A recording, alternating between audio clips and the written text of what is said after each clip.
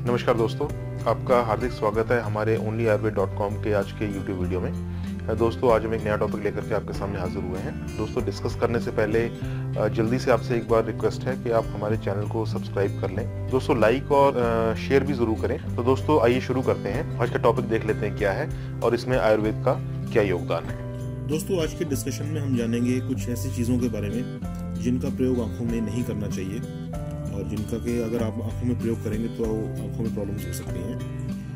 और कोशिश करें कि जो चीज़ें आपको बताई जा रही हैं इनका प्रयोग आंखों में इस्तेमाल कम से कम हो या फिर ना हो। सबसे पहले दोस्तों कॉन्टैक्ट लेंस। आजकल की व्यस्तता में और दौड़ भाग भरी जिंदगी में हमने स्वास्थ्य से ज़्यादा बाहरी सौंदर्य को महत्व देना शुरू कर दिया है।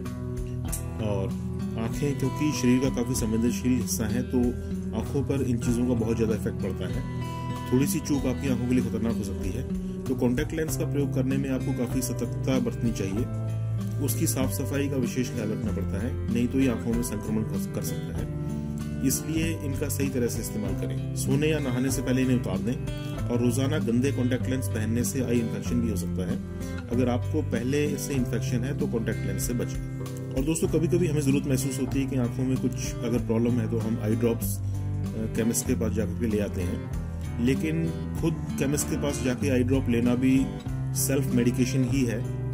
और वो आई ड्रॉप कितनी रिक्वायर्ड है, कौन सी रिक्वायर्ड है, उसका क्या डोज है, आपको वो यूज़ करनी चाहिए नहीं यूज़ करनी चाहिए, या बिना डॉक्टरी सलाह के ही यूज़ करना शुरू कर देते हैं। और आंखों में दवा को डालने पर उसके क्या इफेक्ट होने वाले हैं इसकी हमें नॉलेज नहीं होती है। तो दोस्तों कुछ दवाएं ऐसी भी होती हैं जिनका इस्तेमाल 1 महीने के अंदर किया जा सकता है और इस बात का ध्यान भी हम कभी कोई नहीं रखते हैं और लंबे समय तक दवा हमारे पास बनी रहती है और हम उसका यूजेज करते रहते हैं। तो ये भी ध्यान देने योग्य बात है कि हम केमिस्ट के पास जाके आँख की कोई भी दवा ना लेकर के आएँ और प्रॉपर अगर कोई प्रॉब्लम है तो प्रॉपर डॉक्टर के पास जाके डॉक्टरी सलाह लें और उसके बाद ही डॉक्टर से मेडिसिन प्रिस्क्राइब करवा के उसका यूज करें। और आई मेकअप और मेकअप साफ करने के लिए कॉटन बड्स जो होते हैं उसके बारे में बात करते हैं।